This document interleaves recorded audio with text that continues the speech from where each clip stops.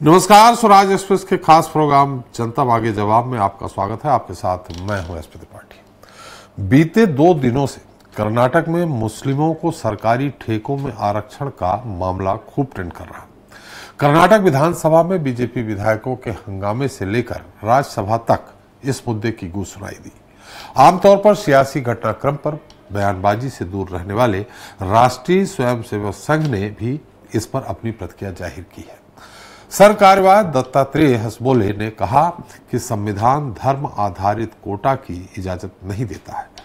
उन्होंने ये भी कहा कि ऐसा करने वाला कोई भी व्यक्ति हमारे संविधान निर्माता के खिलाफ जा रहा है। आरएसएस की तरफ से यह बयान रविवार यानी 23 मार्च को सामने आया और इसके ठीक एक दिन बाद यानी 24 मार्च को दिल्ली में राहुल गांधी ने आरएसएस को अपने निशाने पर ले लिया। राहुल ने देश के शिक्षण संस्थानों में आरएसएस का कब्जा होने की बात कहते हुए जमकर हमला बोला। राहुल गांधी छात्र संगठन के प्रदर्शन में शामिल होने दिल्ली के जंतर मंतर पहुंचे, जहां वो रोजगार के मुद्दे को लेकर केंद्र सरकार पर भी जमकर बरसे। अब चर्चा इस बात की है कि आरएसएस को लेकर दिया गया राहुल का बयान कर्नाटक मुद्दे पर तात्कालिक प्रतिक्रिया है या फिर भविष्य की किसी रणनीति का हिस्सा है। आज हम इस पर चर्चा करेंगे अपने खास पैनल से। आज के मुद्दे संघ, शिक्षा और सवाल में।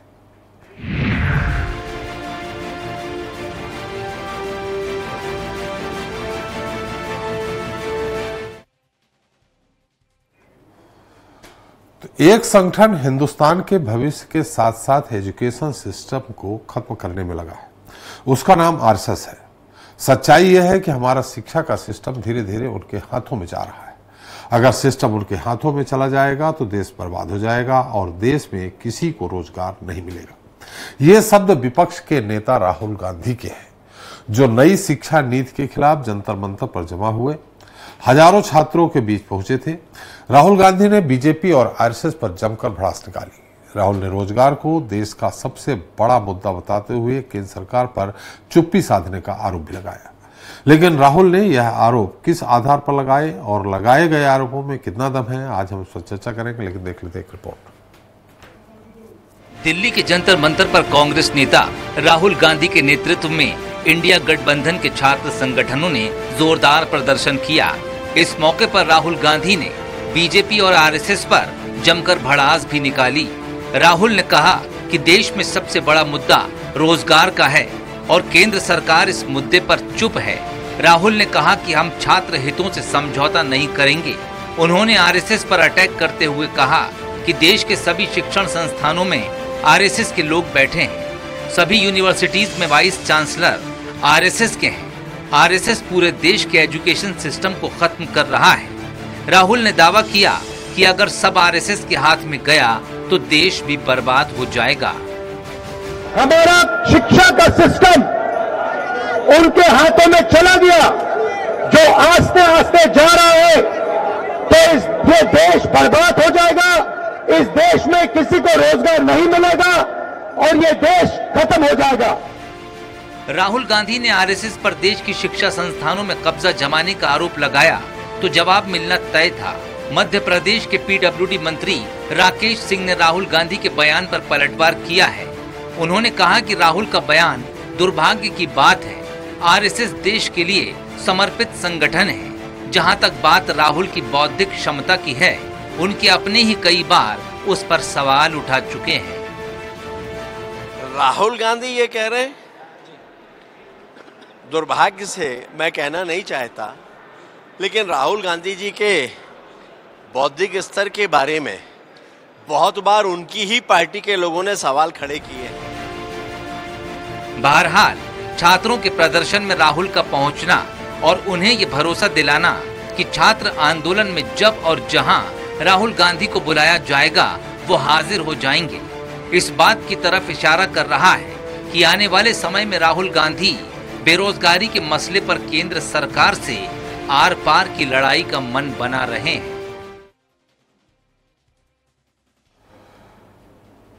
तो संघ, शिक्षा और सवाल, इस पर ज्यादा चर्चा के लिए मौजूद है हमारे साथ खेमचंद शर्मा जी हैं, बीजेपी नेता दिल्ली से हैं। अमित शर्मा जी हैं, कांग्रेस प्रवक्ता भोपाल से हैं। सुधीर पवार जी हैं, सपा प्रवक्ता लखनऊ से हैं। चिंटू शेख जी शिवसेना प्रवक्ता मुंबई से हैं। दिनेश जैन जी हैं, संघ प्रचारक। और काजी सैयद अनस अली जी मुस्लिम स्कॉलर हैं। आप सभी का हमारे इस खास कार्यक्रम में बहुत बहुत स्वागत है। सबसे पहले दिनेश जैन साहब सीधे आरोप लगाया है, राहुल गांधी जी नेता प्रतिपक्ष हैं, कि इस समय जितने भी विश्वविद्यालय में हैं सब जगह कुलपति संघ के कार्यकर्ता लोग बैठ गए हैं या संघ के से प्रभावित लोग हैं। जैन साहब जी, बात यह है कि वाइस चांसलर एक ऐसा पद है जिसके योग्यता पर और जिसकी बुद्धिमत्ता के कारण हमारा जो विश्वविद्यालय है वो सुचारू ढंग से अच्छी तरह से अच्छी शिक्षा प्रोवाइड कर सके स्टूडेंट्स के लिए जी। तो वाइस चांसलर के पद पर आज पहली बार इस दशक में कॉम्पिटेंट लोग बैठे हैं और ऐसे कॉम्पिटेंट लोग हैं जो शिक्षा को सही स्तर देते हुए छात्रों के भविष्य के निर्माण के लिए प्रयासरत है, विश्वविद्यालयों की और शिक्षा की स्थिति और स्तर सुधारने के लिए प्रयासरत है। अब वो किस संगठन को बिलोंग करते हैं, कॉम्पिटेंट होना चाहिए, योग्य होना चाहिए, उनका अनुभवी होना बहुत जरूरी है। तो ऐसे गुणों को लेकर व्यक्ति की परीक्षण होना चाहिए, ना कि ये देखते हुए कि वो किस संगठन को बिलोंग करता है या किस विचारधारा को बिलोंग करता है। ये इस चीज को तरजीह नहीं देना चाहिए। अनफॉर्चुनेटली नेता प्रतिपक्ष जो हैं वो हर चीज को राजनीतिक चश्मे से देखते हैं। जब वो राजनीतिक चश्मे से देखते हैं, अगर योग्य व्यक्ति किसी एक संगठन को बिलोंग करता है तो उससे अंतर नहीं करना चाहिए। मुद्दे की बात यह है कि वो कितना कॉम्पिटेंट है, कितना अनुभवी है, कितना योग्य है और उस पद को लेकर के वो विश्वविद्यालयों की और शिक्षा के स्तर को सही दिशा दे सके छात्रों को। उनका आरोप यह है कि संघ के एजेंडे को पूरा कर रहे हैं कुलपति लोग। देखिए, संघ का एजेंडा तो चरित्र निर्माण है और राष्ट्र निर्माण ही संघ का एजेंडा है। अगर किसी व्यक्ति के माध्यम से छात्रों के चरित्र का निर्माण होता है, उनका शैक्षणिक स्तर सुधरता है और राष्ट्र के निर्माण में उनकी भागीदारी बढ़ती है, तो इससे अच्छी बात तो कोई हो ही नहीं सकती जी। इस चीज को इग्नोर करना चाहिए कि वो किस संगठन या किस विचारधारा का है। सवाल यही है कि वो छात्रों को और देश के निर्माण को सही दिशा दे सकता है या नहीं दे सकता है जी। हमारे साथ सुधीर पवार साहब हैं, लखनऊ से हैं। सुधीर साहब, मेरी आवाज आ रही है आपको? सुधीर साहब, मेरी आवाज आ रही है आपको?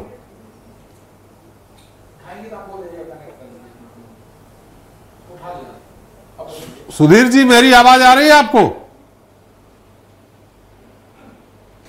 लगता है उनसे संपर्क नहीं हो पा रहा लगता है। हमारे साथ खेमचंद जी हैं। खेमचंद जी, मेरी आवाज आ रही? खेमचंद जी, मेरी आवाज आ रही है? नहीं, मेरी आपको आ रही है आवाज? आ रही है, आपकी आवाज आ रही है, परफेक्ट आवाज आ रही है। जी जी जी। खेमचंद जी, एक तरफ तो उधर संघ ने कहा है कि 4% कोई भी धर्म के आधार पे आरक्षण देना ये संविधान के विपरीत है, एक। दूसरा, राहुल गांधी ने आज ही कहा है कि कल कहा है कि जो भी विश्वविद्यालय है वहां संघ का एजेंडा पूरा किया जा रहा है, संघ से जुड़े लोग कुलपति बन रहे हैं जो देश को बर्बाद कर देंगे। नमस्कार, जय श्री राम जी। देखिए, संघ का एजेंडा क्या है? व्यक्ति का निर्माण, देश को विश्वगुरु बनाना, विकसित राष्ट्र बनाना, सभी को साथ में लेके चलना, सबके साथ में काम करना, अपनी संस्कृति का उत्थान जी। तो इससे क्या देश बर्बाद होगा? नहीं। और वो ये बताएं कि जब वो सत्ता में थे 55-60 साल, कौन सी विचारधारा के लोगों को उन्होंने वीसी बनाया जी? क्या उस समय जो भारतीय जनता पार्टी विपक्ष में थी या जनसंघ विपक्ष में था या जनता दल विपक्ष में थी, क्या उन आइडियोलॉजी के लोगों को उन्होंने वीसी बनाया या फिर गांधी परिवार के जो निजी सहायक थे, निजी आप कह सकते हैं सहयोगी थे, जानने वाले थे, उनको आप लोगों ने वीसी बनाया? अब जब भारतीय जनता पार्टी सत्ता में है तो भारतीय जनता पार्टी अपने आइडियोलॉजी बेस अगर कंपिटेंट लोगों को, एजुकेटेड लोगों को, स्किल्ड लोगों को अगर वीसी बनाती है तो आप कौन होते हैं उस पर सवाल उठाने वाले? आप जो सवाल उठा रहे हैं उसको कोई नहीं मान रहा है। पूरे विश्व में कोई भी ये नहीं कहेगा कि भारतीय जनता पार्टी गलत कर रही है। और आरएसएस पे भी आप जो सवाल उठा रहे हैं, आरएसएस की मोटिव पे, आरएसएस के काम पे, आरएसएस की कमिटमेंट पे, आरएसएस की देशभक्ति पे कोई सवाल नहीं उठा सकता। तो आप खुद गिर रहे हैं, आपको बताना पड़ेगा। मतलब कि हम शर्मा जी, मतलब कि संघ के विचारधारा से वो लोग जुड़े हैं जो कुलपति बन रहे हैं। हो सकते हैं, मैं ये नहीं कह रहा कि सारे जुड़े हुए हैं, हो सकते हैं। भारतीय जनता पार्टी की केंद्र सरकार में कई ऐसे लोग हैं जो पीछे उनका कोई पॉलिटिकल बैकग्राउंड नहीं है, जैसे अश्विनी वैष्णव जी देखिए जी, वो ऑफिसर रहे हैं और अभी वो केंद्रीय मंत्री हैं। वैसे ही और भी कई लोग हैं जो कॉम्पिटेंट लोग हैं, स्किल्ड लोग हैं, और भारतीय जनता पार्टी की सरकार ने उनको मौका दिया है। वैसे ही भारतीय जनता पार्टी की सरकार ने जितने भी अवार्ड दिए जाते हैं, रिकॉग्नाइजेशन दी जाती है, मान सम्मान दिया जाता है, वो भी इसी तरीके से दिया गया है। तो वैसे ही वाइस चांसलर भी जो स्किल्ड लोग हैं, जिनके पास बहुत अच्छा नॉलेज है, कुछ करने का रोड मैप है, और उनको बनाया जा रहा है। अब ये कहेंगे कि नहीं कि वो भी राष्ट्रवादी हैं। अरे आप राष्ट्रवादी वो हैं और राष्ट्रवादी बात आरएसएस करती है, भारतीय जनता पार्टी करती है, इसलिए आप लिंक कर रहे हैं, तो हमें उसमें कोई गुरेज नहीं है जी। आप कहें कि वो राष्ट्रवादी ना रहे, आप नॉन राष्ट्रवादियों को बीसी बनाए, तो ऐसा तो नहीं हो सकता कि नॉन राष्ट्रवादियों को बीसी बनाए। ऐसे बहुत सारे विषय हैं, उनकी ना डायरेक्टली आरएसएस में कोई जिम्मेदारी रही और ना ही भारतीय जनता पार्टी के साथ कोई जिम्मेदारी रही, लेकिन हाँ वो राष्ट्रवादी हैं, वो देश के लिए सोचते हैं और साथ में स्किल्ड भी हैं, तो इसमें क्या दिक्कत है भाई? हम नॉन राष्ट्रवादियों को तो नहीं बनने देंगे जी। चलिए, जिम्मेदारी हमें मिली है। जी जी जी जी बिल्कुल। हम आपके पास फिर से आते हैं शर्मा जी। हमारे साथ सुधीर पवार जी हैं, लखनऊ से जुड़ गए हैं, सपा प्रवक्ता हैं। सुधीर जी, मेरी आवाज आ रही है आपको?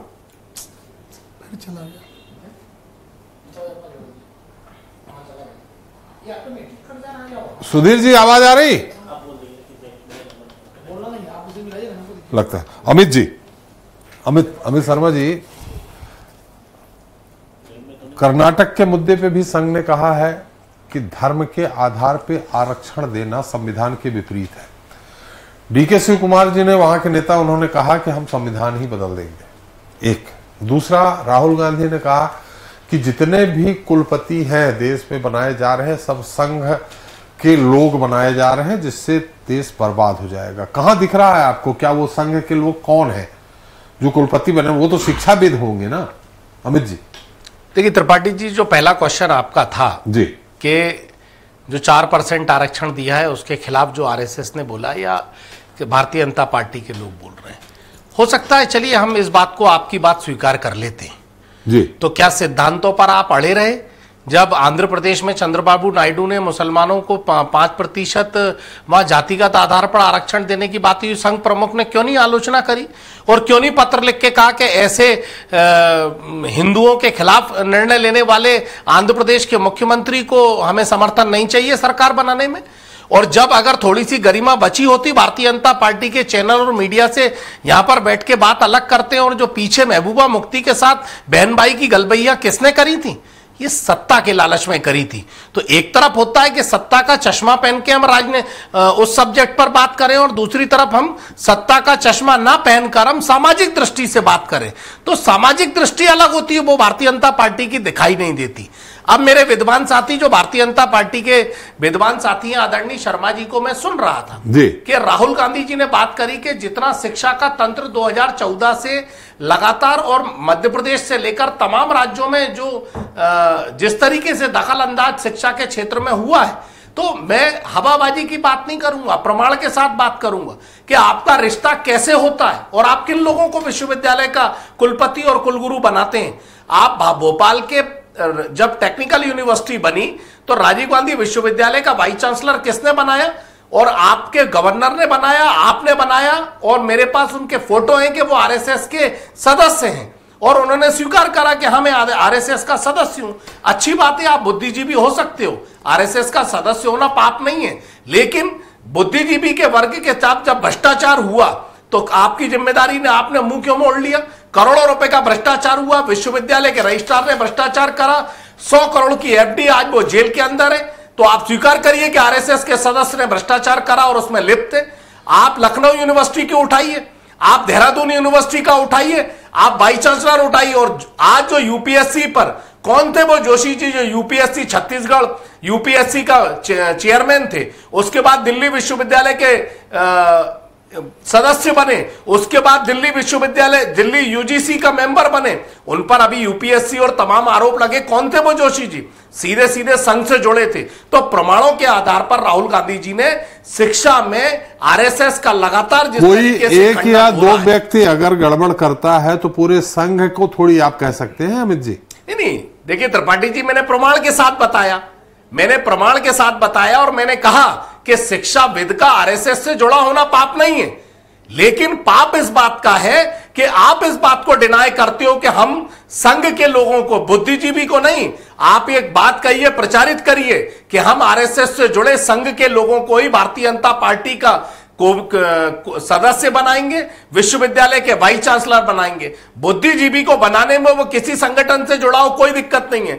मध्य प्रदेश में आज सागर विश्वविद्यालय के जो लास्ट वाइस चांसलर थे, उन्होंने तो स्वीकार करा था और ये कहा था मध्य प्रदेश विश्वविद्यालय के अंदर खड़े होके कि हर व्यक्ति को जनसंघ में जाना चाहिए, आरएसएस में जाना चाहिए, और राष्ट्रभक्ति का प्रमाण पत्र आरएसएस प्रमाणित नहीं करेगा। और कौन सा आरएसएस का व्यक्ति, एक नाम बता दीजिए जो राष्ट्रभक्ति में, राष्ट्र निर्माण में, स्वतंत्रता संग्राम में शामिल हो? एक भी नहीं है। स्वतंत्रता संग्राम के उन लोगों को डैमेज करने का काम भारतीय जनता पार्टी के पीछे के एजेंडे पर आरएसएस कर रही है। उसकी मुखरता से बात संसद में हो, सड़क पर हो, उस बात को कांग्रेस नहीं, राहुल गांधी ने कहा है निडर होके, बेधड़क होके, और प्रमाण के साथ कहा है। इसीलिए आरोप लगाए जाते हैं क्योंकि आप उस आरोपी हो। चलिए आप आरोप। खेमचंद जी क्या कुछ कहना चाह रहे हैं? फिर हमारे साथ मुस्लिम स्कॉलर सैयद जी उनके पास जाएंगे। कांग्रेस ही तो अपनी चीजों को ये क्लियर ही नहीं कर पाते कि आप स्वतंत्रता आंदोलन की जो बात करते हैं वो कब से शुरू हुआ? क्या वो सिर्फ अंग्रेजों के खिलाफ लड़ाई तक सीमित है या मुगलों के खिलाफ लड़ाई तक भी है? क्या आप औरंगजेब को आपकी डेफिनेशन में स्वतंत्रता सेनानी मानते हो या फिर उसको आक्रांता मानते हो? और उनके खिलाफ लड़ने वाले अमित जी बहुत दूर बैठे हैं। शिवाजी को या हमारे गुरु जो पंजाब में गुरु थे जिनके खिलाफ भी उन्होंने बहुत ज्यादा अत्याचार किया, आप उनको स्वतंत्रता सेनानी मानते हो? हम मानते हैं कि जब से मुगलों का जमाना था तब से जो हमारे हिंदू, सिख, जैन, बुद्ध, राजा महाराजा और हमारे समाज के जो नेतृत्वकर्ता जो लड़ाई लड़ रहे थे, वो तब से हमारी आजादी की लड़ाई शुरू होती। रही बात अंग्रेजों के जमाने की, तब भी मान लो आरएसएस का जब से 1925 में गठन हुआ तब से डॉक्टर हेडगेवार, अच्छे पढ़े लिखे व्यक्ति, डॉक्टर उस समय के, उन्होंने स्वतंत्र, ये एविडेंस है, आप पढ़ लेना, मैं आपको किताबें भेज दूंगा। उन्होंने डायरेक्ट इनडायरेक्ट कांग्रेस की मदद की। बचपन में स्कूल में भी उन्होंने स्वतंत्रता सेनानी के तौर पे और अंग्रेजों की मुखालिफत की। हजारों ऐसे स्वयंसेवक थे जिन्होंने डायरेक्टली भाग लिया। लेकिन आप सब कहें कि भाई जिस तरीके से गांधी परिवार को ब्रांड किया जाता है, उन्हीं को सुप्रीम माना जाता है, लाखों लोगों का जो कंट्रीब्यूशन था उन सबको नकार दिया जाए, वैसे मानने वाले नहीं है। रही बात आज, मैंने ये कभी नहीं कहा कि सिर्फ आरएसएस के मेंबर, आरएसएस में मेंबर टाइप की कोई चीज नहीं होती।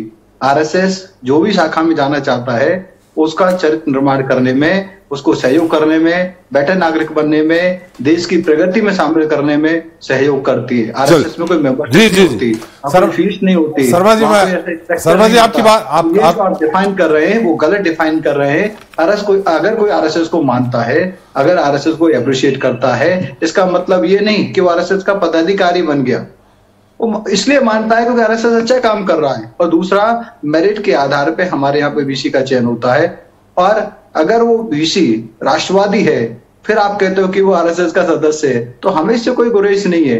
हम राष्ट्रवादी हैं, इस पे हमें प्राउड है और प्राउड रहेगा। हम ये कभी नहीं कहेंगे कि हम राष्ट्रवादी नहीं। शर्मा जी आ रहा हूं, मैं आपके पास आ रहा हूं। अमित जी हमारे साथ, सुधीर पवार जी फिर जुड़ गए हैं। एक मैं जवाब देना चाहता हूं। मेरे विद्वान साथी 2014 से राष्ट्रवाद का प्रमाण पत्र जारी कर रहे हैं, तो राष्ट्रवाद के प्रमाण पत्र से आप होते कौन है जारी करने वाले? और रही बात, दूसरी बात, मैंने कहा ना कि आरएसएस का सदस्य होना गुनाह नहीं होगा, उसमें वाइस चांसलर बन सकता है। लेकिन जब आरएसएस की शाखाओं में जाके आरएसएस के लोगों को, उन्हीं लोगों को भर्ती करना, उन्हीं लोगों का चयन विश्वविद्यालय में लगातार होना, उन्हीं लोगों का यूजीसी मेंबर बनाना, उन्हीं लोगों को टेक्निकल बोर्ड में रखना। जब प्रश्न पैदा होता है तो आरएसएस जब क्यों पीछे हटती है? जब वो भ्रष्टाचार में पकड़े जाते हैं, जब वो गोरख धंधे में यूपीएससी की धांधली में पकड़े जाते हैं, जब वो प्रमाण जारी होते हैं शिक्षा के जगत में, तो जब क्यों आरएसएस इस बात को ठोक के नहीं कहती कि हमारे सदस्य था और हमने अब इसको निकाल दिया? इसीलिए अच्छा अच्छा गप गप और बुरा बुरा बार बार, ये जो राजनीति है इसको बंद आरएसएस को सोचनी पड़ेगी और भारतीय जनता पार्टी को तय करना। एक बार हम मुस्लिम इस्लाम सैयद साहब उनके पास जाएंगे, लेकिन एक बार सुधीर पवार जी हमारे साथ जुड़ गए हैं। सुधीर जी, आपको मेरी आवाज आ रही? जी, आपकी आवाज आ। जी सुधीर साहब, आज छात्रों का प्रदर्शन हुआ दिल्ली में जंतर मंतर में, जिसमें राहुल गांधी पहुंचे थे। सभी विरोधी इंडिया गठबंधन से जुड़े जितने भी राजनीतिक दल हैं उनसे जुड़ी छात्र इकाई वहां पहुंची थी। वहां राहुल गांधी जी ने कहा कि इस समय केंद्र सरकार यानी सब जगह सारे विश्वविद्यालयों में संघ से जुड़े लोगों को कुलपति बनाया जा रहा, जो देश को डुबो देगा। समाजवादी पार्टी का क्या स्टैंड है? देखिए, दो हिस्से हैं जी। इस स्टेटमेंट के दो हिस्से हैं जी। पहला हिस्सा तो यह है कि भारतीय जनता पार्टी की जब से सरकार आई तो वाइस चांसलर बनने के लिए, वाइस चांसलर तो छोड़िए, जितने भी एकेडमिक संस्थाएं हैं, जितने भी असिस्टेंट प्रोफेसर की नियुक्ति होती है, उसकी एक ही क्वालिफिकेशन है कि उसका बैकग्राउंड उस स्टूडेंट का या जिसका सिलेक्शन होना वो संघ या भाजपा से जुड़ा हुआ हो। ये पहली शर्त हो चुकी है।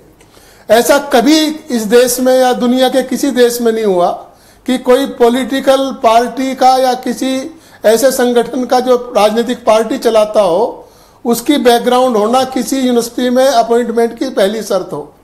तो ये तो बात सही है कि बिना आरएसएस की मर्जी के, बिना आरएसएस के आशीर्वाद के इस समय कोई नियुक्ति एकेडमिक वर्ल्ड में नहीं होती। वो चाहे संस्थाएं हो, यूनिवर्सिटी हो, बोर्ड्स हो।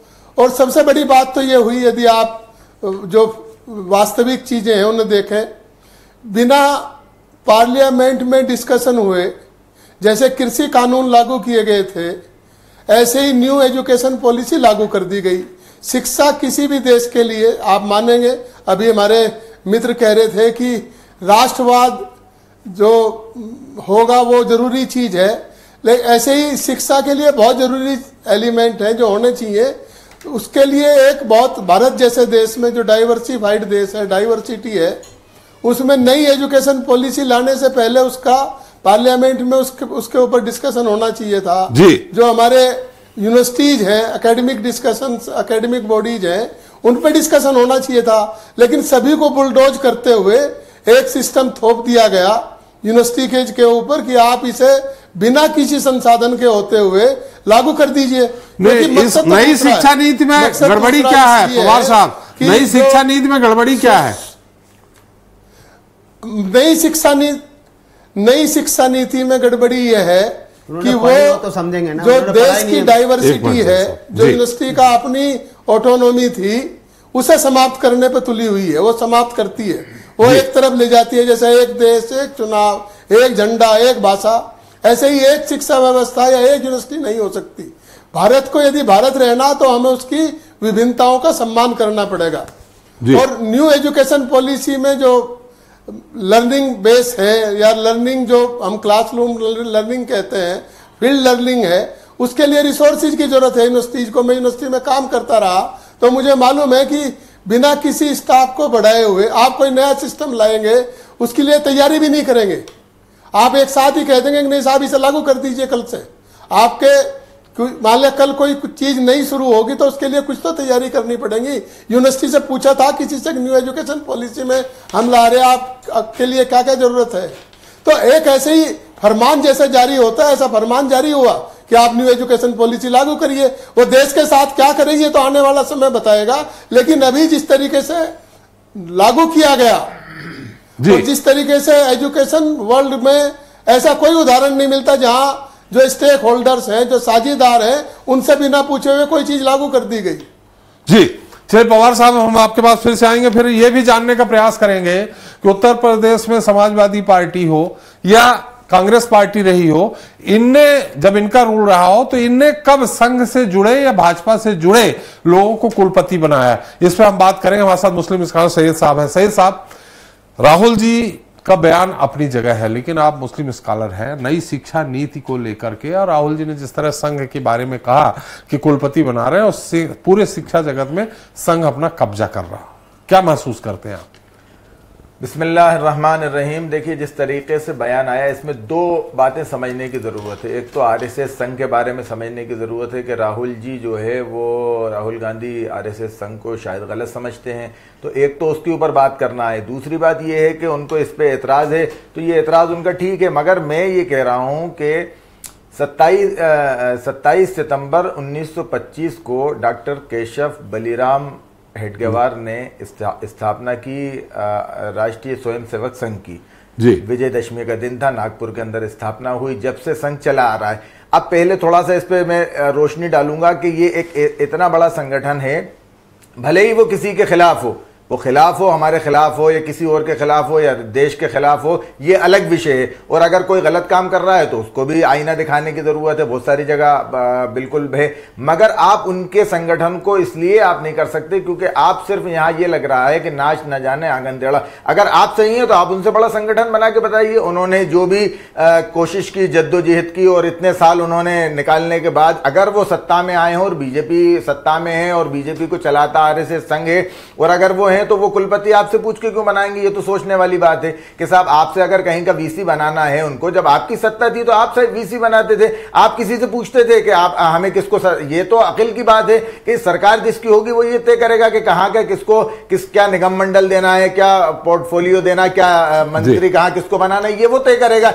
दूसरी बात ये है कि मैं अभी फिर कह रहा हूं, गौर करने की जरूरत है कि जब से लेके 1925 से लेके आज तक आरएसएस जो है वो फल फूल रहा था, खूब तरक्की कर रहा था। इसमें कांग्रेस की सरकार भी रही और दीगर भी सब रहा, और उस वक्त आपने जो है बैन लगाने की आपने कोशिश भी की, इंदिरा गांधी ने बैन भी लगाया आरएसएस के ऊपर, फिर उसके बाद हटा भी दिया गया। ये तमाम चीजें होती रही जब आपको ध्यान नहीं। आज आप ये जो कह रहे हैं, मुझे कहीं ना कहीं इस बात से इसलिए वो है कि आप ये कह रहे हैं कि साहब आरएसएस, अरे भाई नीचे से ऊपर तक, ये तो बहुत छोटी बात कही आपने, ये तो मैं बात कह रहा हूं। सैयद साहब, आपको महसूस हो रहा, मुस्लिम स्कॉलर हैं, कि संघ का एजेंडा लागू किया जा रहा है क्या शिक्षा जगत में? बिल्कुल किया जा रहा है, वो कर रहा है, बिल्कुल कर रहा है, और आज से कर रहा है क्या। और मैं आपसे कह रहा हूं, ये तो बहुत मतलब ये कि बहुत छोटी बात है कि आप कह रहे हैं वीसी के नीचे से ऊपर तक एबीवीपी के लोग हैं। आपके ही साथ जो लोग बैठने में, तो राहुल गांधी जी से कह रहा हूं, उनके साथ जो लोग बैठने वाले हैं वो आरएसएस संघ से जुड़े हुए हैं। आज नहीं पता चल रहा, जिस वक्त वो बीजेपी में जाएंगे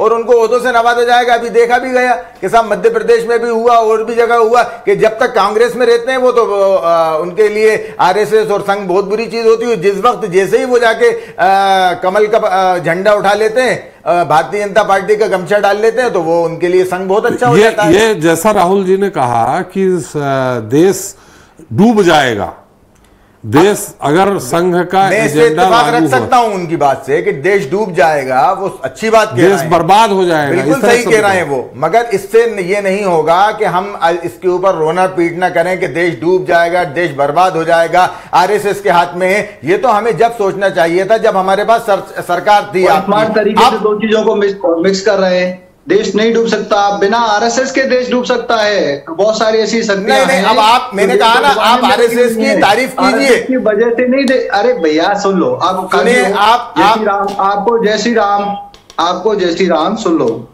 आरएसएस की वजह से देश कभी नहीं डूब सकता। आरएसएस की वजह से देश बचा हुआ है, और आरएसएस पे बैन लगा तो आरएसएस के वॉलंटियर्स को परेड में शामिल भी किया गया। किसी और इस तरीके का जो एनजीओ या आप कह सकते हो संस्था जो पूरे देश में काम कर रही हो, उनको इस तरीके से जब परेड होती है 26 जनवरी की, वहां पे सम्मानित नहीं किया गया। क्योंकि आरएसएस के वर्कर ने काम किया, देश के लिए काम किया, सेनाओं के लिए काम किया, और जब चाइना भारत का युद्ध हो रहा था उस समय जो सहयोग किया उसके लिए सम्मानित करते हुए और उनके बारे में विपक्ष वालों ने भी देश विदेश हर जगह लिखा है कि वो देश के लिए काम करते हैं, व्यक्ति निर्माण के लिए काम करते हैं। शर्मा जी हम आपके पास फिर आ जाएंगे। आपसे सवाल कर लेते हैं, आपने देश निर्माण के लिए आपने क्या काम किया, आप ये बताइए। आपने माइनॉरिटीज के लिए क्या काम किया, आप ये बता दीजिए हमें। बताइए आप क्या काम किया आपने। एक मिनट मैं बताता हूँ। शर्मा जी एक मिनट, आप एहसान फरामोश हो जाए तो फिर बिल्किस बानो के हथियारों को आप हार डालेंगे, आप माइनॉरिटीज पे जुल्म कराएंगे। एक मिनट शर्मा जी, सैयद साहब एक एक करके आप एक लफ्ज नहीं बोलेंगे, आप कहेंगे सैयद साहब 1 रुपये किलो चावल दे। अरे माइनॉरिटी जुल्म कर रही है भैया, माइनॉरिटी जुल्म कर रही है हिंदुओं के ऊपर। आप कहाँ की बातें कर रहे हो? आप कह रहे हो 15 मिनट के लिए पुलिस हटा दो। आप कह रहे हो कि 15 करोड़ 100 करोड़ पे भारी है। जुल्म कौन कर रहा है? मस्जिद तो आपने मंदिर, लाखों मंदिर तोड़ दिए आपने। सब्जेक्ट कहीं और जा रहा है। शर्मा जी लाखों मंदिर तोड़ डाले, लाखों करोड़ों की हत्या कर दी आपने। अगर लाखों करोड़ों मंदिर तोड़ डाले तो आपके बुजुर्गों ने अभी तक कहाँ पूछा? आप उसके बाद आपको लज्जा नहीं आती? आप झूठा इल्जाम लगाएंगे। झूठा इल्जाम क्या? इतिहास साक्षी है इस बात का। जगह जगह मंदिर तोड़े आप, जगह जगह मंदिर तोड़ने वाले होते तो आप छावा मूवी एहसान फरामोशी की बात की बात कर रहे हैं। जय साहब, सैयद साहब, अरे सुनिए, आप लोग हैं वो जो चिट्ठी लेकर जाते थे अंग्रेजों के लिए। सर एक एक करके क्योंकि जैन साहब सैयद साहब, इस देश को तो आपने कर्जे में डुबो दिया। जैन साहब, ये देश चल रहा है अंग्रेजों के रेमो करम पे आप लोगों के जरिए। जी एक मिनट खेमचंद जी एक एक करके, जनता नहीं सुन पाएगी इस बहस को। एक एक करके हिंदुस्तान की एकता से आप लोगों को नफरत है माइनॉरिटी से, मुसलमान को बर्बाद करने बस किसी तरीके से। मुसलमान तो खुद बर्बाद हो रहा है, कोई क्या बर्बाद? चलिए एक मिनट शर्मा जी, खेमचंद जी ना कुछ काम काज करते ना पढ़ते लिखते। अरे एक मिनट बर्बाद हो रहे। जैन साहब एक मिनट, सैयद साहब एक एक करके, अरे सैयद साहब एक एक करके भाई, लिंचिंग आप कर रहे हो। अरे खेमचंद जी एक करके ना, आपकी बात जैन साहब एक मिनट, सब एक एक करके बोलेंगे हम। एक मिनट अरे जैन साहब, अंग्रेजों के लिए एक मिनट सैयद साहब, हमारे बुजुर्गों ने फतवे दिए, आज आप नहीं मान रहे भाई। सब औरंगजेब याद आ रहा है। सैयद साहब वो टुकड़े करवा दिए, वहां क्या कर लिया? अरे यार जैन साहब एक मिनट, टुकड़े करवा दिए देश के। देश के टुकड़े आप करवा रहे हैं, जहाँ टुकड़े करवाए भाई बीच में मैं भी हूँ, मेरा सवाल तो सुन लीजिए। आपका बहुत बड़ा योगदान है। सैयद साहब डिबेट करवाएंगे औरंगजेब पे। औरंगजेब 1707 में मरे हुए वक्त हो गए। अरे भाई आज डिबेट औरंगजेब पे, शाबा मूवी बना के आप करवा रहे हैं। जिस आदमी ने झूठा एक मिनट जनता को आप परेशान। अरे सैयद जी, खेमचंद जी एक मिनट, थोड़ा सा, अरे सब्जेक्ट अलग हो गया है, सब्जेक्ट हमारा कुछ और है, हम कहां जा रहे हैं? जैन साहब, जैसा कि हमारे पवार साहब ने कहा कि एजेंडा सीधे आप नई शिक्षा नीति में लोकसभा में बहस करते, राज्यसभा में बहस करते, ये एक पार्ट है इस लोकतंत्र का, उसके बाद नई शिक्षा नीति लागू करते, सीधे एजेंडा आपने जारी कर दिया कि इसको लागू किया जाए। जैन साहब देखिए, लोकसभा में भी बहस हुई, राज्यसभा में बहस हुई। अगर आप बहस में पार्टिसिपेट नहीं कर रहे, वॉकआउट कर जाएं, तो इसका यह मतलब नहीं बहस नहीं हुई। नई शिक्षा नीति पर बाकायदा दोनों सदनों में बहस हुई, उसके ऊपर विचार हुआ, उसका 3 साल पहले अल्टीमेटम दिया गया, इंफॉर्मेशन दी गई यूनिवर्सिटीज को, बाकायदा वाइस चांसलर्स की दिल्ली में कॉन्फ्रेंस हुई, नई शिक्षा नीति पर बहस हुई, उसके बाद उसको धीरे धीरे क्रमशः लागू किया गया। अगर कोई आदमी सदन से वॉकआउट कर जाए, तथ्य से अनभिज्ञ रहे, सच्चाई से अनभिज्ञ रहे, तो इसका मतलब यह नहीं होता कि वो झूठे इल्जाम लगा दे। दूसरी बात, भारत में लॉर्ड मैकाले द्वारा बनाई गई शिक्षा नीति चल रही थी। अभी तक भारत में जिस प्रकार की शिक्षा नीति चल रही थी, उससे देश में बेकारी और बेरोजगारी बढ़ रही थी। भारतीय जनता पार्टी की सरकार ने पहली बार सही शिक्षा नीति इस देश में लागू की। आज देखिए, आज हिंदुस्तान के यूनिवर्सिटीज के पढ़े लिखे नौजवान पूरे विश्व में चमक रहे। आप कोई भी देश उठा के देख लीजिए, कोई भी ऑर्गेनाइजेशन देख लीजिए, ये तो बहुत लंबे समय से चमक रहे हैं। ये अभी पिछले 10 साल में तो सुनहरे लफ्जों में हिंदुस्तान के नौजवानों का कीर्ति स्तंभ कायम हुआ है। आप देख लीजिए किसी भी देश में पिछले 10 साल के जो पढ़े लिखे नौजवान हैं, जो यूनिवर्सिटी से निकले हैं, IIT से निकले हैं, IIM से निकले हैं, ये तो 20-25 साल 30 साल से पहले भी कर रहे थे, और अभी पिछले 11 साल में तो रिमार्केबल प्रोग्रेस हुई है इस फील्ड के अंदर। तो नई शिक्षा नीति तो बहुत सालों से अवेटेड थी। कांग्रेस भी कई बार कहती थी कि हम शिक्षा नीति में बदलाव करेंगे, लेकिन अभी अमित जी ने और आरोप लगाए जैन साहब कि संघ से जुड़ा व्यक्ति कुलपति बने, आपत्ति उनको इस बात की नहीं, आपत्ति इस बात की है कि संघ से जुड़ा व्यक्ति अगर भ्रष्टाचार से कुलपति होते हुए भ्रष्टाचार में जुड़ा है, उस समय आप लोग खंडन क्यों नहीं? देखिए, अपवाद स्वरूप अगर कोई व्यक्ति भ्रष्टाचार करता है तो वो जेल में भी है, उसको सजा भी मिल रही है, कानूनी प्रक्रिया के तहत उसके ऊपर कार्रवाई हो रही है। कांग्रेस में लाखों हजारों लोग भ्रष्टाचारी निकले, उनके ऊपर कार्रवाई भी नहीं होती थी उस समय में, तो आज वो समय है कि कार्रवाई भी हो रही है। और अगर कोई आदमी अपवाद स्वरूप एकाध कहीं कोई वाइस चांसलर इस प्रकार की गतिविधि में लिप्त होता है तो उसके विरुद्ध सख्त से सख्त कार्रवाई होती है। लेकिन अगर कोई व्यक्ति वाइस चांसलर हो, प्रोफेसर हो, शिक्षाविद हो, कोई भी हो, जो राष्ट्रवादी विचारधारा रखता है, जो देश की प्रगति और उन्नति के लिए सोचता है, अगर उसको आप आरएसएस से संबंधित कह देते हैं तो यह आपका दृष्टि दोष है, इसमें संघ का कोई दोष नहीं है। प्रत्येक वे व्यक्ति जो शिक्षाविद है या राष्ट्र जो एजुकेशनिस्ट है, वो अगर देश के बारे में सोचता है, नई पीढ़ी की प्रोग्रेस के बारे में सोचता है, तो आप उसको तुरंत आरएसएस का नाम दे देते हैं। आरएसएस की विचारधारा ये सही है, देश की प्रगति को लेकर है, लेकिन प्रत्येक व्यक्ति जो देश के हित के लिए सोचता है वो आरएसएस का नहीं हो सकता। जन साहब, एक मिनट, हमारे साथ मुंबई से चिंटू शेख जो जुड़ गए हैं, शिवसेना प्रवक्ता हैं। चिंटू जी, मेरी आवाज आ रही? आ रही है सर, नमस्कार। चिंटू साहब, सब्जेक्ट यही है, आपको बताया भी है कि राहुल गांधी जी ने आज जितने भी इंडिया गठबंधन से जुड़े राजनीतिक दल रहे हैं, उनकी छात्र इकाई ने इसमें प्रदर्शन किया नई शिक्षा नीति को लेकर के। उनने कहा कि इस समय संघ का एजेंडा हर विश्वविद्यालय में पूरा किया जा रहा है और कुलपति वही लोग बन रहे हैं जो संघ से जुड़े हैं। देखिए, मैं काफी दिन से बहस भी सुन रहा था, काफी समय से, और मैं ये टॉपिक के ऊपर सुबह भी देखा नहीं हूँ।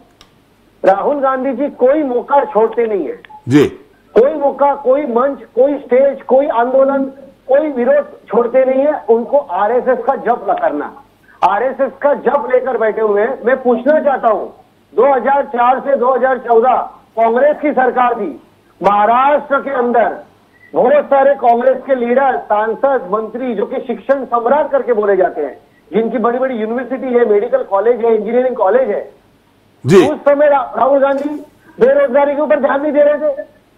बीजेपी की सरकार है तो इनको आरएसएस दिख रहा है, सुबह शाम आरएसएस का जप कर रहे हैं। देखिए, टारगेट कीजिए, विरोध कीजिए, करना चाहिए, जरूरी है जी। ये कॉन्स्टिट्यूशन के अंदर, इस संविधान के अंदर हमें जरूरी है, पर नौजवान लोगों के सामने आप हिंदू मुस्लिम आरएसएस का फंडा लेके मत आइए। अभी आपके प्रोग्राम में बहस हो रही थी, यहाँ भी हिंदू मुस्लिम हो रहा है। मैं एक मुसलमान हूँ, हमारा पाक रमजान महीना चल रहा है जी, मगर हम नहीं चाहते कि इस देश के अंदर औरंगजेब के नाम पे लड़ाई हो, कोई नागपुर में दंगा हो, या कोई अलीगढ़ यूनिवर्सिटी में होली के नाम पे दंगा हो जी। मैं चाहता हूं कि शिक्षण के नाम पे सिर्फ शिक्षा हो, एक अच्छा डॉक्टर बन के निकले, एक अच्छा इंजीनियर बन के निकले, ना कि वहां उस ग्राउंड के अंदर, उस यूनिवर्सिटी के अंदर, उस कैंपस के अंदर राजनीति हो। आज राहुल गांधी जी क्या सिद्ध करना चाहते हैं कि आरएसएस, मैं पूछता हूं कि कांग्रेस के अंदर, राहुल गांधी जी के अंदर डीवाई पाटिल इंस्टीट्यूट नहीं है महाराष्ट्र में, नवी मुंबई में, कोल्हापुर में, सांगली के अंदर नहीं है पद्म सिंह पाटिल यूनिवर्सिटी, कदम यूनिवर्सिटी है सांगली के अंदर, मेडिकल कॉलेज है, तो उनके नेताओं ने नहीं किया। कांग्रेस का राजकारण हुआ था एजुकेशन के अंदर, कांग्रेसी लोगों के कॉलेज नहीं है, कांग्रेसी लोगों की यूनिवर्सिटी नहीं है। आप आज के डेट में त्रिपाठी जी देखिए जी, सिर्फ देश के अंदर नौजवानों को सॉफ्ट टारगेट किया जा रहा है। कोई भी यूनिवर्सिटी की खबर हो, चाहे वो रमजान महीने में अलीगढ़ यूनिवर्सिटी में होली के लिए बंदी हो या कुछ हो, एक स्टूडेंट को टारगेट किया जा रहा है। उन्हें मत भटकाइए जी, कोई पॉलिटिकल एंगल से नहीं। मतलब राहुल गांधी जी ने जो कहा वो गलत कहा, आपका कहना है? भटका रहे हैं बच्चों को, पढ़ाई के से भटका रहे हैं जी। मैं चाहता हूं कि इस समय नौजवानों को देश में रोजगार भी आ रहा है, तो रोजगार की भी बात कही है उन्होंने, रोजगार की भी बात कही है, बेरोजगारी बढ़ती जा रही है, ये भी कही है उन्होंने, ये भी कही है। मैं पढ़ा, मैंने देखा उनका पूरा स्टेटमेंट जी। बेरोजगारी आ रही है, तो मैं पूछना चाहता हूँ, नई कंपनियां नहीं आ रही है देश के अंदर, मेट्रो आ रही है, नई कंपनी आ रही है। कांग्रेस के राज में बेरोजगारी नहीं थी, सब रोजगार थे। चले, कांग्रेस को 10 साल दिए ना, इस देश में कांग्रेस को 100 साल दिए साहब त्रिपाठी जी, सब रोजगार थे जी। ऐसे मत कीजिए जी। शेख साहब एक मिनट अमित जी और पवार साहब मैं आपके पास आ रहा हूं, बहुत संक्षेप में सैयद साहब, बहुत संक्षेप में। एक मिनट में जवाब दे दूं। अभी कह रहा है भाई ने कहा रोजगार का, भैया मेट्रो ला रहे हैं आप या कोई भी ला रहे हैं तो आप कर्जे लेकर आ रहे हैं, ये तमाम चीजें तो आपने किससे कहा? हमने आपसे कब कहा? पब्लिक आपसे ये कह रही है कि आप रोजगार दीजिए कि कर्जे लेके कर्जदार बना के आप रोजगार दीजिए। दूसरी बात हम ये कह रहे हैं आपसे कि अगर राहुल गांधी ने ये बात कही है तो उन्हें एहसास है, अगर हम आज करते हैं तो हो जाते हैं, इनकी बात आ जाए, मैं आपसे ले लूंगा सवाल। नहीं होता। अगर राहुल गांधी ने सवाल उठा लिया तो क्या परेशानी है? अगर सवाल उठा लिया तो आप जवाब दीजिए ना, आप सिद्ध कीजिए कि आपका बीसी गलत नहीं है, आपका बीसी पक्षपात नहीं करता। अभी मेरे भाई ये कह रहे थे कि साहब सबसे चर्चा की गई, 10 नाम बताइए खाली आप माइनॉरिटीज के जिससे नई शिक्षा नीति को बुला के बात की गई हो, 10 नाम बताइए। चले एक मिनट खेमचंद जी एक मिनट, खेमचंद जी बीच में नहीं, खेमचंद जी एक मिनट सैयद साहब आपकी बात आ गई। दलित आदिवासी माइनॉरिटी सब इन 85 में से 10 नाम बता दीजिए मुझे। चलिए नई शिक्षा नीति पे आपका सवाल आ गया, आपका सवाल किया है, आप आंख बंद करके अरे खेमचंद जी एक मिनट, बात चीटी से हो रही है, लाखों लोगों के साथ। अरे आप नाम बता दीजिए। अरे सुन तो लीजिए भाई, सैयद साहब सुनिए तो। नहीं करते, बात नहीं करते, और आप ये बताओ, मैं आपको चैलेंज करता हूं, आप नई शिक्षा नीति में बहुत बढ़िया 5 से कमी बता दो। चलिए खेमचंद जी आपकी बारी आएगी, आपकी बारी आएगी। खेमचंद जी बीच में एजुकेशन क्यों ना मिले? अरे खेमचंद जी हमारे पास और अतिथि हैं, 5 पॉइंट बता दो। खेमचंद जी और भी अतिथि हैं, पवार साहब सुन रहे हैं। एक मिनट आप थोड़ा सा धैर्य रखिए, हमारे पास और अतिथि है, पवार साहब हैं, अमित जी कुछ कहना चाह रहे हैं काफी देर से। त्रिपाठी जी, अगर किसी भी सब्जेक्ट पर भ्रमित करना हो तो हिंदू मुस्लिम कर दीजिए। देखिए जैसे यहाँ दिखाई दे रहा है, ऐसा लग रहा है कि हिंदू मुस्लिम पर चर्चा हो रही है। मेहरबानी करिए, हम शिक्षा जगत पर चर्चा कर रहे हैं। हम चाहते थे कि एक सार्थक चर्चा हो, और इस सार्थक चर्चा में हम ये साबित करना चाहते हैं, और ये दर्शकों को भी पता चले कि जो आज राहुल गांधी जी ने कहा है वो शिक्षा जगत में आरएसएस के माध्यम से किस तरीके से शिक्षा माफियाओं का दखल बढ़ा है, इस बात पर इशारा है। कैसे बेरोजगारी बढ़ रही है, कैसे क्या हो रहा है। ये बड़ी बड़ी बिल्डिंग बनाने से कुछ नहीं होगा। अभी आदरणीय जैन साहब बात कर रहे थे, ऐसे बता रहे थे कि जैसे पूरी शिक्षा इन्हीं के 2014 से ही चालू हुई है। अरे शर्म करिए, आईआईएम किसने बनाया, आईआईटी किसने बनाया, इंजीनियर किसने बनाया, स्कॉलर किसने बनाए, यूजीसी किसने बनाया। देश में जिन्होंने बनाया उनकी प्रशंसा भी करना सीखिए। सिर्फ ये 2014 से शिक्षा नीति नहीं चालू हुई। और मेरा एक सीधा सवाल है, क्या इस बात को आप लोग स्वीकार क्यों नहीं करते कि जब अधिकतर वाइस चांसलर, 1 या 2 नहीं जैन साहब, मुझे मध्य प्रदेश में आप मैं लिस्ट बता दूं और दावे के साथ कह रहा हूं, आपके एक विश्वविद्यालय के वाइस चांसलर छोड़ के बाकी सारे विश्वविद्यालय के वाइस चांसलर आपके आरएसएस से सीधे जुड़े हुए हैं।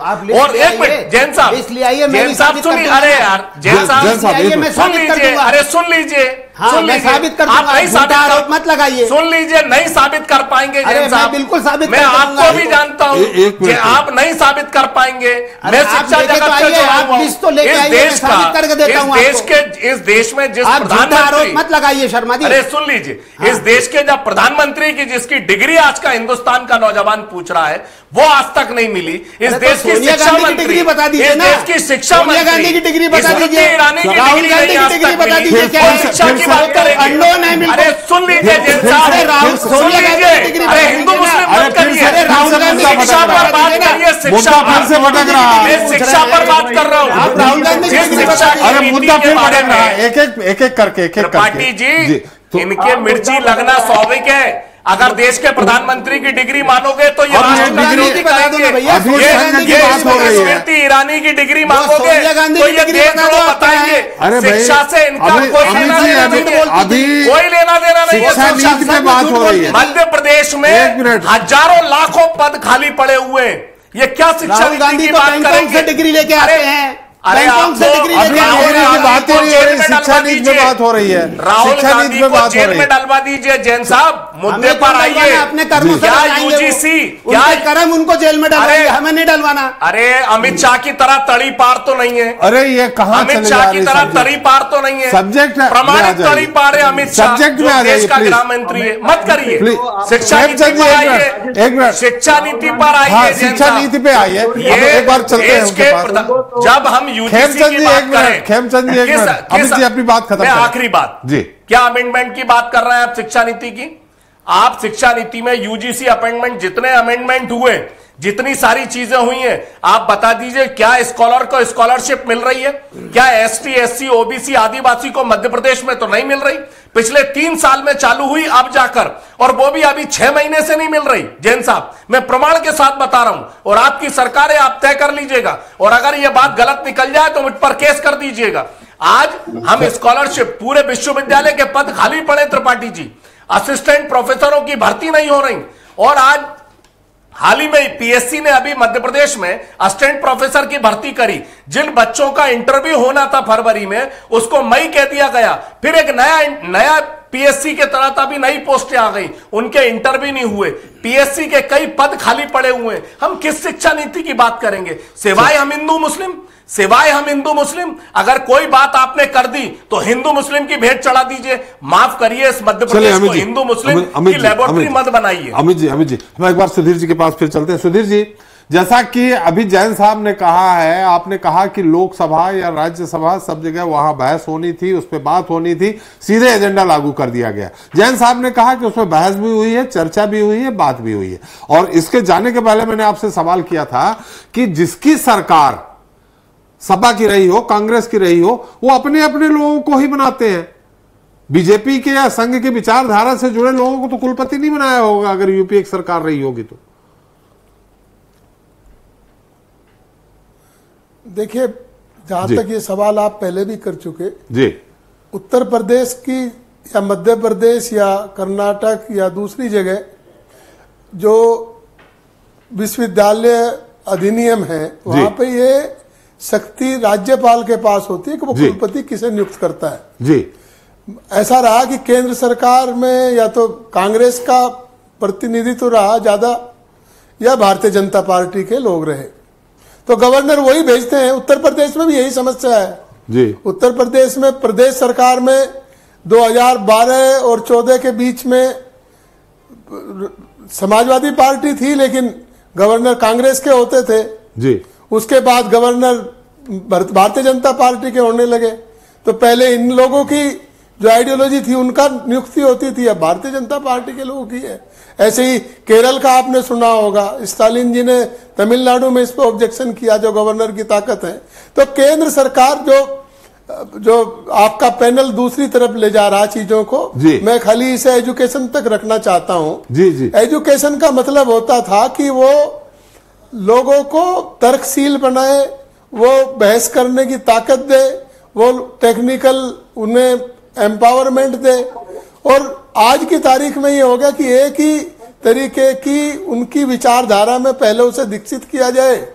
पहली बार ऐसा हो रहा कि भारतीय शिक्षा बोर्ड जो प्राइवेट एंटिटी है, उसे सीबीएसई या जो स्टेट के बोर्ड हैं उनके समकक्ष परीक्षा लेने का अधिकार दिया जा रहा। हम उनके जो सर्टिफिकेट है उन्हें वैलिड करने जा रहे हैं। वो हायर एजुकेशन में भी आएंगे, वो अब सीबीएसई और उनके सिलेबस जैसे बनाए जा रहे, उसमें से बीच का जो मेडिवल इंडिया था वो गायब किया जा रहा। मतलब हम एक इतिहास को लिखने से बदलना चाह रहे। इतिहास लिखने से नहीं बदलता, इतिहास या हमारी जो टेक्निकल पावर है। आज हिंदुस्तान में जो अभी हमारे मित्र बता रहे थे भारतीय जनता पार्टी के कि हमारे बहुत टेक्निकल मैन पावर के लोग अमेरिका में हैं, दूसरे देशों में हैं, तो ये इस बात का असर था कि आईआईटी और आईआईएम सही समय पे उस समय की सरकार ने खोल दिए थे। आज यदि देखें, आज दुख की बात यह है कि आईआईटी और आईआईएम के ग्रेजुएट पहली बार ऐसा हो रहा कि कैंपस प्लेसमेंट नहीं हो पा रहा, वो बेरोजगार घूम रहे। तो ये देश के बारे में सोचने की बात है। आइडियोलॉजी तो जब भी यदि किसी का मन होगा किसी आइडियोलॉजी में जाने का तो जाएगा, वो तो उसके पास, यदि आप उसे ठीक से पढ़ा लिखा दो, तर्कशील आदमी बना दो, तो वो अपनी आइडियोलॉजी छांट लेता है। आप कितना भी किसी को, राष्ट्रवादी एक ऐसा शब्द है जो आरएसएस के पास ऐसा है, वो जिसे भी सर्टिफिकेट देना चाहे वो राष्ट्रवादी दे सकता है। लेकिन राष्ट्रवाद का मतलब होता है कि वो ऐसे लोगों को तैयार करना जो देश के बारे में सोच सके, देश को आगे बढ़ा सके। ये नहीं कि वो अंधभक्त बन जाए। और मैं तो उत्तर प्रदेश के बारे में बता सकता हूं आपको, क्योंकि यहाँ पे जुड़ा हुआ हूं मैं। यहाँ पे यहाँ का जो कास्ट कंपोजिशन है, जो जाति की तरीके से है, यहाँ एक जाति का प्रभुत्व है। जो सवर्ण जातियां हैं उन्हीं से वाइस चांसलर सेलेक्ट हो रहे। जो विपक्षी दल है समाजवादी पार्टी, हमारे नेता अखिलेश यादव ने बात कई जगह कहीं उस पर उठा भी चुके। और दुख की बात तो यह है कि एक संस्था है नेक, जिसे कहते हैं नेशनल एक्रेडिटेशन काउंसिल, जो विश्वविद्यालयों को बताती है कि वो गुणवत्ता पूर्वक शिक्षा कितनी देती है जी। उसी के जो मेंबर थे वो पैसा लेते हुए पकड़े गए। जब यूनिवर्सिटी के स्टैंडर्ड का जो तय करते हैं भारतीय जनता पार्टी के समय में, जो आज यूजीसी के चेयरमैन हैं, वो पहले यहाँ जेएनयू के वाइस चांसलर होते थे, उन्होंने ही उस प्रोफेसर को नियुक्त किया था जो पकड़े गए पैसा लेते हुए। तो ये तो इस तरीके की तो स्थिति बना दिया कि कोई मोरल स्टैंडर्ड नाम की चीज खत्म कर दिया। आप ठीक है, आप आरएसएस का आइडियोलॉजी, हमें ऐसा नहीं है कि आरएसएस कोई देश की दुश्मनी करता है, लेकिन डाइवर्सिटी में रखते हैं, एजुकेशन में तो सबका प्रतिनिधित्व रखते हैं जी। पवार साहब, आप एजुकेशन को तो ऐसा रखते हैं जिसमें सब लोगों का प्रतिनिधित्व हो, उसे तो किसी नहीं। अभी जैन साहब ने कहा कि भाई बहस हुई है, ऐसा नहीं है लोकसभा में इस पे। जैन साहब के बारे में मैं कमेंट नहीं करता, उनकी बात में जो कुछ कह चुके। मैं जो कुछ कह रहा हूं मैं उस पर फर्म हूं। वो अपने डॉक्यूमेंट चेक कर सकते हैं। दूसरी, उन्होंने कहा कि एब्सेंट रह गए, कैसे कोई एब्सेंट रह सकता है? कितना डिस्कशन हुआ, क्या डिस्कशन हुआ, वो बताएं। कोई डिस्कशन में जो अपोजिशन ने कोई प्रस्ताव पेश किया वो लागू हुआ क्या?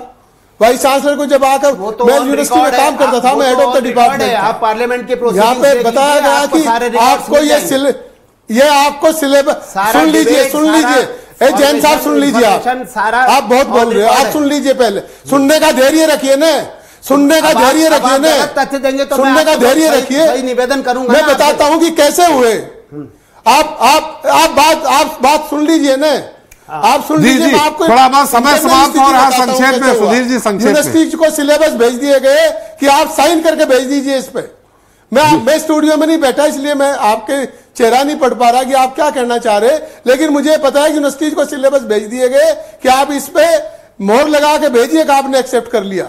मैं गवाह हूं इस बात का जी। चलिए सुधीर जी का, खेमचंद जी संक्षेप है जी। सुधीर जी, ये तरीका आज तक एजुकेशन सिस्टम में ऐसे कभी छेड़छाड़ नहीं की गई जी। खेमचंद जी, ऐसे कभी करके दिखाया। 7 नए IIT बनाने का काम, 16 नए ट्रिपल IIT बनाने का काम, 15 नए एम्स बनाने का काम, 390 यूनिवर्सिटी बनाने का काम हम लोगों ने किया है, जो आप 65 साल में नहीं कर पाए। अब आप कहते हो कि भाई इसमें डिस्कशन नहीं हुआ। डिस्कशन हुआ, आप आंख बंद करके बैठना है, बैठे रहो। रही समाजवादी पार्टी की बात, जो एक तरीके से माफियाओं की पार्टी हुआ करती थी, आज अगर वो स्कॉलर की बात करती है तो वही है कि बिल्ली 100 चूहे खाने के बाद हर को जा रही है। खेमचंद जी, मुद्दे को भटकाइए मत, मुद्दे को भटकाइए मत। बंद करके कबूतर के तरीके से बैठे रहो। मैं विश्वविद्यालय का प्रोफेसर हूं, मैं क्रिमिनल नहीं हूं, मेरा कोई क्रिमिनल की बात कर रहे हैं, समाजवादी बात कर रहे हैं, उनके PAPS को साफ निर्देश हुआ करता था। आप अपने दिमाग, आप ऐसा आरोप कैसे लगा सकते हैं? आपको शर्म आनी चाहिए। आप स्टूडियो में बैठ के एक जिम्मेदार पार्टी के प्रवक्ता होकर इतना घटिया आरोप लगाते हैं, झूठ बोलते हैं। महाजातिवाद पार्टी है, महाअपीजमेंट की पॉलिटिक्स करने वाली पार्टी है, वो हम पे आरोप लगा रहे हैं। हम तो सर्व समाज की बात करना, जो हिंदुस्तान की जातियां हैं उनके अधिकारों की बात करना जातिवादी होना नहीं होता। की बात करते हैं, सवर्ण जातियों को रिजर्वेशन दे देना वो जातिवादी होता है। एक परिवार की प्राइवेट लिमिटेड कंपनी चलाने वाले लोग हैं जो कभी इंटेलेक्चुअल। चलिए मुद्दा कहीं और चला गया। एजुकेशन पे खेमचंद जी, पार्टी के प्रवक्ता ये कहना चाह रहे हैं कि 2014 से पहले न कोई पहुंचता था हिंदुस्तान में, न पढ़ाई होती थी, 14 के बाद में ही सारे काम होना शुरू हुए हैं। भैया इतना बखान अच्छी बात नहीं है। हर सरकार की जो कुछ अच्छाइयां भी है वो भी बताइए, कुछ बुराइयां हैं वो भी बताइए। अगर आपकी सरकार में कोई कमी है तो वो भी आप गिनाइए। आप इसमें ये को गिनाइए। सबसे ज्यादा जातिवाद की बात करने वाली भारतीय जनता पार्टी के रही, हम सब सबके साथ की बात कर रहे हैं। क्या साथ दिया आपने, बताइए आप माइनॉरिटीज का। 5 चीजें बता दी, हम तो सबके लिए काम करेंगे, हम माइनॉरिटी के लिए काम नहीं करेंगे। आपने हमें कह रहा हूं आपसे 15% 85% को बिल्कुल समय समाप्त हो गया है, समय की कुछ सीमा है। खेमचंद जी बहुत बहुत धन्यवाद आपका, सुधीर जी आपका, दिनेश जी आपका, सैयद जी आपका, अमित जी आपका, चिंटू शेख जी आपका हमारे साथ चर्चा में शरीक होने के लिए और अपना समय देने के लिए। तो ऐसा नहीं है कि राहुल या कांग्रेस ने पहली बार आरएसएस पर सीधे तौर पर सियासी हमला किया है। इससे पहले भी कांग्रेस बीजेपी के साथ आरएसएस पर भी निशाना साधती रही है, लेकिन बीते आम चुनाव के बाद यह पहला मौका है जब राहुल ने किसी बड़े मंच से सार्वजनिक तौर पर आरएसएस पर सीधा आरोप लगाया है। इसके पहले वो कहते रहे हैं कि भाजपा सरकार संघ के एजेंडे पर चल रही है, लेकिन इस बार उन्होंने सीधे सीधे संघ पर यह आरोप लगाते हुए कि देश की शिक्षा व्यवस्था पर संघ का कब्जा हो रहा है। उन्होंने यहां तक कह दिया कि देश के सभी विश्वविद्यालयों में संघ से जुड़े कुलपति बैठे हैं। बहरहाल राहुल के इस आरोप पर भाजपा की प्रतिक्रिया तो सामने नहीं आई है, मगर आधिकारिक तौर पर संघ की ओर से कोई बयान नहीं आया है। देखना होगा कि आने वाले समय में राहुल के आरोपों का संघ किस तरह से प्रतिकार करता है। आज के लिए इतना ही, नमस्कार।